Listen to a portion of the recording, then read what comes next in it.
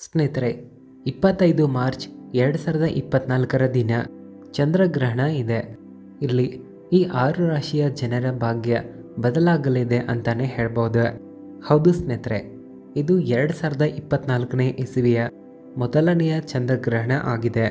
ಇದು ಫಾಲ್ಗುಣ ಮಾಸದ ಹೋಳಿ ಹುಣ್ಣಿಮೆಯ ದಿನವೂ ಆಗಿದೆ. ಈ ಗ್ರಹಣ ಸಮಯದಲ್ಲಿ ಹಲವಾರು ವಿಶೇಷವಾದ ಘಟನೆಗಳು ಕೂಡ ನಡೆಯಲಿವೆ. ಈ ಚಂದ್ರಗ್ರಹಣವಂತೂ ತುಂಬ ಭಯಂಕರವಾದ ಚಂದ್ರಗ್ರಹಣ ಆಗಿದೆ. ತುಂಬ ಸಮಯದ ತನಕ ನಡೆಯುವಂಥ ಈ ಚಂದ್ರಗ್ರಹಣವು ಎಲ್ಲ 12 ರಾಶಿಗಳ ಮೇಲೆ ತನ್ನ ಪ್ರಭಾವವನ್ನು ಹಾಕುತ್ತಿದೆ. ಆದರೆ ಇಲ್ಲಿ 6 ರಾಶಿಗಳು ಹೇಗಿವೆ ಅಂದರೆ, ಈ 6 ರಾಶಿಯ ಜನರು ತುಂಬಾ ಭಾಗ್ಯಶಾಲಿಗಳು ಅಂತ ಹೇಳಬಹುದು. ಅಂದರೆ ಇವರು ಕೋಟ್ಯಾಧಿಪತಿಗಳು ಆಗಬಹುದು ಅಂತಲೇ ಹೇಳಬಹುದಾಗಿದೆ. ಹೌದು ಸ್ನೇಹಿತರೆ, ಈ ಚಂದ್ರಗ್ರಹಣದ ಕಾರಣದಿಂದಾಗಿ ನಮ್ಮ ದೇಶದಲ್ಲಿ ಅಥವಾ ಎಲ್ಲ ದೇಶಗಳಲ್ಲಿ ಹಲವಾರು ರೀತಿಯ ಬದಲಾವಣೆಗಳು ಆಗಲಿವೆ. ಅಂದರೆ ಭೂಕಂಪ ಆಗಲಿ, ಬಿರುಗಾಳಿ ಬೀಸುವ ಸಾಧ್ಯತೆ ಕೂಡ ಇರುತ್ತದೆ. ಸ್ನೇಹಿತರೆ, ಈ ಚಂದ್ರಗ್ರಹಣದ ಸಮಯವು ಮತ್ತು ಸೂತಕ ಕಾಲ ಇದಷ್ಟೇ ಅಲ್ಲದೆ ಯಾವ 6 ರಾಶಿಯ ಜನರು ತುಂಬ ಅದೃಷ್ಟವಂತರು ಆಗಿದ್ದಾರೆ, ಇವರ ಮೇಲೆ ಈ ಚಂದ್ರಗ್ರಹಣದ ಪ್ರಭಾವ ಹೇಗಿರುತ್ತದೆ, ಈ ಎಲ್ಲ ವಿಷಯಗಳ ಬಗ್ಗೆ ವಿಸ್ತಾರವಾಗಿ ಈ ವಿಡಿಯೋದಲ್ಲಿ ತಿಳಿಸ್ಕೊಡ್ತೀವಿ. ನಮ್ಮ ಭಾರತ ದೇಶದಲ್ಲಿ ಈ ಚಂದ್ರಗ್ರಹಣ ಯಾವ ಭಾಗದಲ್ಲಿ ಕಾಣುತ್ತದೆ ಮತ್ತು ಯಾವ ಯಾವ ದೇಶಗಳಲ್ಲಿ ಕಾಣುತ್ತದೆ, ಗ್ರಹಣ ಹಿಡಿದಾಗ ಏನೆಲ್ಲ ಎಚ್ಚರಿಕೆಗಳನ್ನು ವಹಿಸಬೇಕು, ಈ ಎಲ್ಲ ಇಂಪಾರ್ಟೆಂಟ್ ಮಾಹಿತಿಯನ್ನು ಈ ವಿಡಿಯೋದಲ್ಲಿ ತಿಳಿಸ್ಕೊಡ್ತೀನಿ. ಹಾಗೆ ಕೆಲವು ಕಾರ್ಯಗಳ ಬಗ್ಗೆ ತಿಳಿಸ್ಕೊಡ್ತೀವಿ. ಚಂದ್ರಗ್ರಹಣದ ಕಾಲದಲ್ಲಿ ಈ ಕಾರ್ಯಗಳನ್ನು ನೀವು ಮಾಡಿದ್ರೆ ಖಂಡಿತವಾಗಿ ಇಲ್ಲಿ ನಿಮಗೆ ಶುಭ ಫಲ ಸಿಗುತ್ತದೆ. ಜೀವನದಲ್ಲಿ ಬಂದಿರುವಂಥ ಎಲ್ಲ ಕಷ್ಟಗಳಿಂದ ನೀವು ಮುಕ್ತಿ ಪಡೆಯಬಹುದು. ಹಾಗಾಗಿ ಈ ರಾಶಿಗಳಲ್ಲಿ ನಿಮ್ಮ ರಾಶಿಯೂ ಇರಬಹುದು. ತಪ್ಪದೇ ವಿಡಿಯೋವನ್ನು ಪೂರ್ತಿಯಾಗಿ ನೋಡಿರಿ. ವಿಡಿಯೋ ಮುಂದುವರಿಸೋ ಮುನ್ನ ನಿಮ್ಮಲ್ಲಿ ನಮ್ಮ ಒಂದು ಚಿಕ್ಕ ರಿಕ್ವೆಸ್ಟ್ ಇದೆ. ವಿಡಿಯೋವನ್ನು ಲೈಕ್ ಮಾಡಿ, ಈ ಮಾಹಿತಿಯನ್ನು ನಿಮ್ಮ ಸ್ನೇಹಿತರು ಕೂಡ ಶೇರ್ ಮಾಡಿರಿ. ಎಲ್ಲರೂ ಒಳ್ಳೆಯ ಮನಸ್ಸಿನಿಂದ ಕಾಮೆಂಟ್ ಬಾಕ್ಸ್ನಲ್ಲಿ ಜೈ ಚಂದ್ರದೇವ ಅಂತ ಬರೆಯಿರಿ. ಈ ಮೂಲಕ ಚಂದ್ರದೇವರ ಆಶೀರ್ವಾದ ನಿಮಗೆ ಸಿಗಲಿ. ಸ್ನೇಹಿತರೆ, ಈ ಚಂದ್ರಗ್ರಹಣವು ನಮ್ಮ ಭಾರತ ದೇಶದಲ್ಲಿ ಕಾಣುವುದಿಲ್ಲ. ಇದರ ಪ್ರಭಾವ ನಮ್ಮ ದೇಶವನ್ನು ಬಿಟ್ಟು ಬೇರೆ ದೇಶಗಳಲ್ಲಿ ಪೂರ್ಣವಾಗಿ ಇರುತ್ತದೆ. ನಮ್ಮ ಜ್ಯೋತಿಷಾಸ್ತ್ರದ ಅನುಸಾರವಾಗಿ ಸೂರ್ಯಗ್ರಹಣ ಇರಲಿ ಅಥವಾ ಚಂದ್ರಗ್ರಹಣ ಇರಲಿ, ಇವುಗಳ ಸೂತಕ ಕಾಲದಲ್ಲಿ ಖಂಡಿತವಾಗಿ ಇವುಗಳ ನಿಯಮವನ್ನು ಎಲ್ಲರೂ ಪಾಲಿಸಬೇಕು. ಈ ಗ್ರಹಣದ ಕಾರಣದಿಂದಾಗಿ ಕೆಲವು ರಾಶಿಗಳಲ್ಲಿ ಶುಭ ಪರಿವರ್ತನೆ ಕಾಣುತ್ತಿದೆ. ಇನ್ನೊಂದೆಡೆ ಕೆಲವು ರಾಶಿಗಳಲ್ಲಿ ಇದರ ಮಿಶ್ರ ಫಲ, ಅಶುಭ ಫಲಗಳು ಕಾಣುತ್ತಿವೆ. ಕೆಲವು ರಾಶಿಯ ಜನರು ಸಿರಿ ಸಂಪತ್ತಿನಿಂದ ಶ್ರೀಮಂತರಾಗುತ್ತಾರೆ. ಹಾಗೆ ಕೆಲವು ರಾಶಿಯ ಜನರು ಕೆಲವು ಚಿಕ್ಕ ಪುಟ್ಟ ಎಚ್ಚರಿಕೆಗಳನ್ನು ವಹಿಸೋದು ಇಂಪಾರ್ಟೆಂಟ್ ಇದೆ. 2024ನೇ ಇಸವಿಯಲ್ಲಿ ಹಿಡಿಯುವಂಥ ಮೊದಲ ಚಂದ್ರಗ್ರಹಣ ಹೋಳಿ ಹುಣ್ಣಿಮೆಯ ದಿನ ಇರುತ್ತದೆ. ಈ ಚಂದ್ರಗ್ರಹಣವು 25 ಮಾರ್ಚ್ ಮುಂಜಾನೆ 10 ಗಂಟೆ 23 ನಿಮಿಷಕ್ಕೆ ಶುರುವಾಗುತ್ತದೆ. ಇದು ಮಧ್ಯಾಹ್ನ 3 ಗಂಟೆ 2 ನಿಮಿಷದವರೆಗೆ ಇರುತ್ತದೆ. ಚಂದ್ರಗ್ರಹಣ ಹಿಡಿಯುವ 9 ಗಂಟೆ ಮುನ್ನವೇ ಸೂತಕ ಕಾಲ ಆರಂಭ ಆಗಿರುತ್ತದೆ. ಈಗ ಮೊದಲಿಗೆ ಯಾವ ಯಾವ ದೇಶಗಳಲ್ಲಿ ಚಂದ್ರಗ್ರಹಣ ಕಾಣುತ್ತದೆ ಅಂತ ತಿಳಿದುಕೊಳ್ಳೋಣ ಬನ್ನಿ.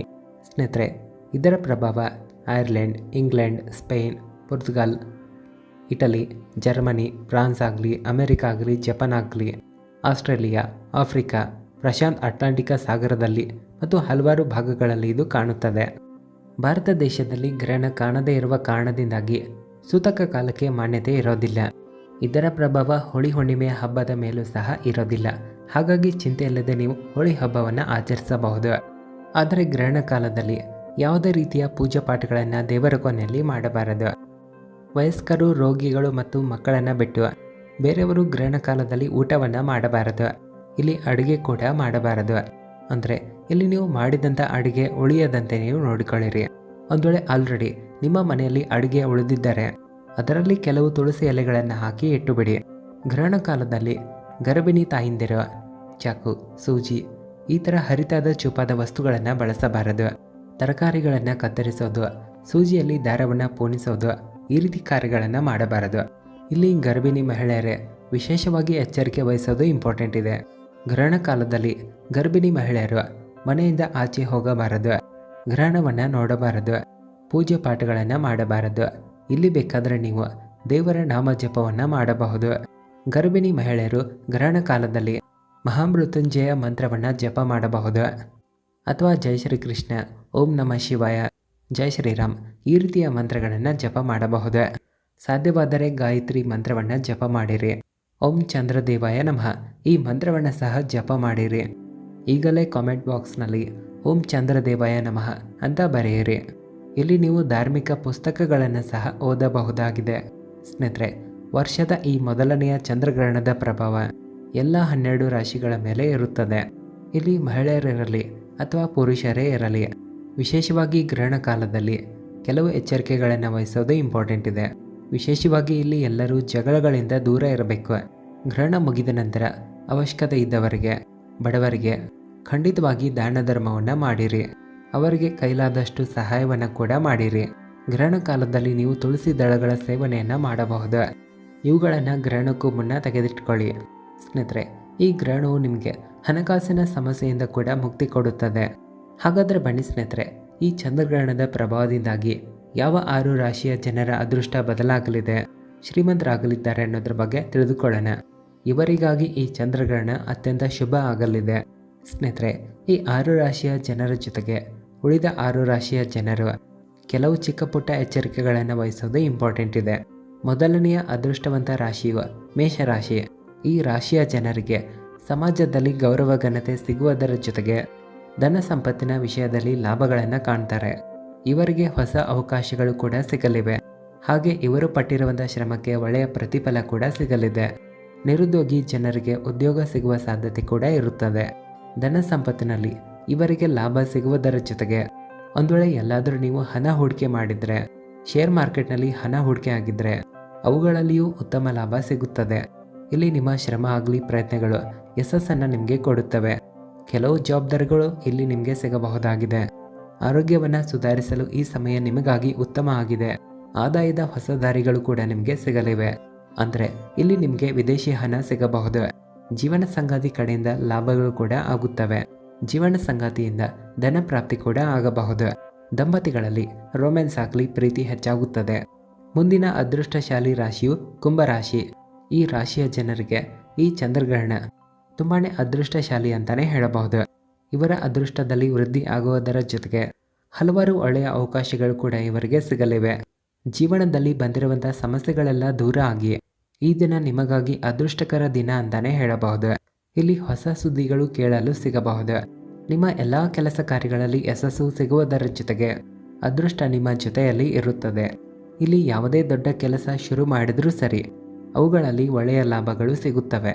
ಗಂಡ ಹೆಂಡತಿಯರಿಬ್ಬರಿಗೂ ಈ ಗ್ರಹಣದ ಶುಭ ಪ್ರಭಾವ ಸಿಗಲಿದೆ. ಹಲವಾರು ಕೆಲಸ ಕಾರ್ಯಗಳಲ್ಲಿ ಲಾಭ ಸಿಗುವುದರ ಜೊತೆಗೆ ಇಲ್ಲಿ ನಿಮ್ಮ ಆರ್ಥಿಕ ಸ್ಥಿತಿ ಕೂಡ ಇಂಪ್ರೂವ್ಮೆಂಟ್ ಆಗುತ್ತೆ.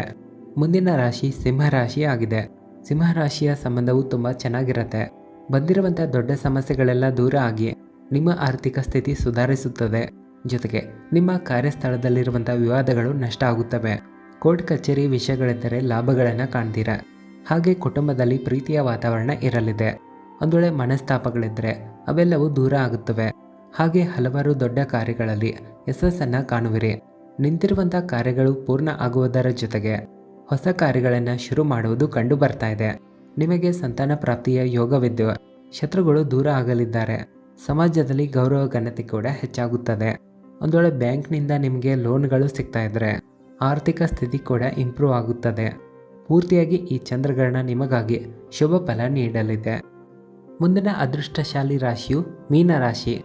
ಮೀನರಾಶಿಯ ಜನರಿಗೆ ಹೊಸ ಅವಕಾಶಗಳು ಸಿಗುವುದರ ಜೊತೆಗೆ ಜೀವನದಲ್ಲಿ ದೊಡ್ಡ ಬದಲಾವಣೆಗಳನ್ನು ಕಾಣ್ತಾರೆ. ಇವರ ಸ್ವಭಾವದಲ್ಲಿ ಬದಲಾವಣೆಗಳು ಕೂಡ ಆಗುತ್ತವೆ. ಇವರಿಗೆ ವಿವಾಹದ ಯೋಗವಿದ್ದು ಎಲ್ಲರ ಪ್ರೀತಿ ಕೂಡ ನಿಮಗೆ ಸಿಗಲಿದೆ. ನಿಮ್ಮಲ್ಲಿ ಆಧ್ಯಾತ್ಮಿಕ ಬದಲಾವಣೆಗಳು ಕೂಡ ಆಗಲಿವೆ. ಹಾಗಾಗಿ ನಿಮ್ಮ ಮೂಲಕ ಧಾರ್ಮಿಕ ಕಾರ್ಯಗಳು ಕೂಡ ನಡೆಯಬಹುದು. ಇದರಿಂದ ಸಮಾಜದಲ್ಲಿ ನೀವು ಜನರಿಂದ ಗೌರವ ಘನತೆ ಪಡೆಯುತ್ತೀರಾ. ಆರ್ಥಿಕ ರೂಪದಿಂದ ಈ ಸಮಯ ನಿಮಗೆ ಅನುಕೂಲಕರ ಆಗಿದೆ. ನೌಕರಿ ಹುಡುಕುತ್ತಿರುವವರಿಗೆ ಒಳ್ಳೆಯ ನೌಕರಿ ಸಿಗಬಹುದು. ಮಹಿಳೆಯರಿಂದ ನಿಮಗೆ ಸಹಾಯ ಕೂಡ ಸಿಗಲಿದೆ. ಮುಂದಿನ ರಾಶಿ ಮಕರ ರಾಶಿ. ಇವರು ಹೊಸ ವಾಹನಗಳನ್ನು ಖರೀದಿಸಬಹುದು. ಧನ ಸಂಪತ್ತಿನಲ್ಲಿ ವೃದ್ಧಿಯನ್ನು ಕಾಣ್ತಾರೆ. ಸಮಾಜದಲ್ಲಿ ಗೌರವ ಘನತೆ ಕೂಡ ಇವರು ಪಡೆಯುತ್ತಾರೆ. ಆದರೆ ಕುಟುಂಬದವರ ಜೊತೆಗೆ ಯಾವುದಾದ್ರೂ ಮನಸ್ತಾಪ ಆಗುವ ಸಾಧ್ಯತೆ ಇರುತ್ತದೆ. ಹಾಗಾಗಿ ನಿಮ್ಮ ಮನೆಯ ಮೇಲೆ ನಿಯಂತ್ರಣ ಇಟ್ಟಷ್ಟು ಒಳ್ಳೆಯದು. ಇಲ್ಲಿ ನೀವು ಪ್ರಯಾಣವನ್ನು ಮಾಡಬಹುದು. ಕಾರ್ಯಕ್ಷೇತ್ರದಲ್ಲಿ ವೃದ್ಧಿಯೂ ಕಾಣುತ್ತಿದೆ. ಮುಂದಿನ ರಾಶಿ ಧನು ರಾಶಿ. ಇವರಿಗಾಗಿ ಈ ಸಮಯ ಅದೃಷ್ಟದ ಸಮಯ ಅಂತಾನೆ ಹೇಳ್ಬಹುದು. ಸಮಾಜದಲ್ಲಿ ಗೌರವ ಪ್ರತಿಷ್ಠೆ ಕೂಡ ಇವರಿಗೆ ಸಿಗುತ್ತದೆ. ಸುಖ ಸಮೃದ್ಧಿಯಲ್ಲಿ ವೃದ್ಧಿಯನ್ನು ಕಾಣ್ತಾರೆ. ಹೊಸ ಮನೆ ಜಮೀನುಗಳನ್ನು ಇವರು ಖರೀದಿ ಮಾಡಬಹುದು. ಇಲ್ಲಿ ಕರ್ಕ ರಾಶಿಯ ಜನರು ಕೆಲವು ಎಚ್ಚರಿಕೆಗಳನ್ನು ವಹಿಸೋದು ಇಂಪಾರ್ಟೆಂಟ್ ಇದೆ. ಅಂದರೆ ಹೊಸ ನಿರ್ಧಾರಗಳನ್ನು ಗಡಿಬಿಡಿಯಲ್ಲಿ ತೆಗೆದುಕೊಳ್ಳಬಾರದು, ಇಲ್ಲವಾದರೆ ನಷ್ಟಗಳು ಆಗುತ್ತವೆ. ತುಲಾ ರಾಶಿಯ ಜನರು ಆರೋಗ್ಯದ ಬಗ್ಗೆ ಎಚ್ಚರಿಕೆಗಳನ್ನು ವಹಿಸೋದು ಇಂಪಾರ್ಟೆಂಟ್ ಇದೆ. ಇವರು ಬಡವರಿಗೆ ದಾನ ಮಾಡೋದು ಉತ್ತಮ ಆಗಿದೆ. ಧನು ರಾಶಿಯ ಜನರಿಗೆ ಈ ಗ್ರಹಣ ಅಷ್ಟೊಂದು ಪೂರ್ಣವಾಗಿ ಶುಭ ಇರೋದಿಲ್ಲ. ಹಾಗಾಗಿ ಇವರು ಗೋಮಾತೆಗೆ ಏನನ್ನಾದರೂ ತಿನ್ನಿಸಬೇಕು. ಹಣ ಕೊಡೋದರಲ್ಲಿ ಪಡೆದುಕೊಳ್ಳೋದರಲ್ಲಿ ಎಚ್ಚರಿಕೆಗಳನ್ನು ವಹಿಸಿರಿ. ಸ್ನೇಹಿತರೆ, ನಿಮ್ಮ ರಾಶಿ ಯಾವುದಂತ ಕಾಮೆಂಟ್ನಲ್ಲಿ ಬರೆಯಿರಿ. ವಿಡಿಯೋ ಇಷ್ಟಾದರೆ ಲೈಕ್ ಮಾಡಿ, ಶೇರ್ ಮಾಡಿ. ಓಂ ಚಂದ್ರದೇವಯ್ಯ ನಮಃ ಅಂತ ಕಾಮೆಂಟ್ ಬಾಕ್ಸ್ನಲ್ಲಿ ಬರೆಯಿರಿ. ಧನ್ಯವಾದಗಳು.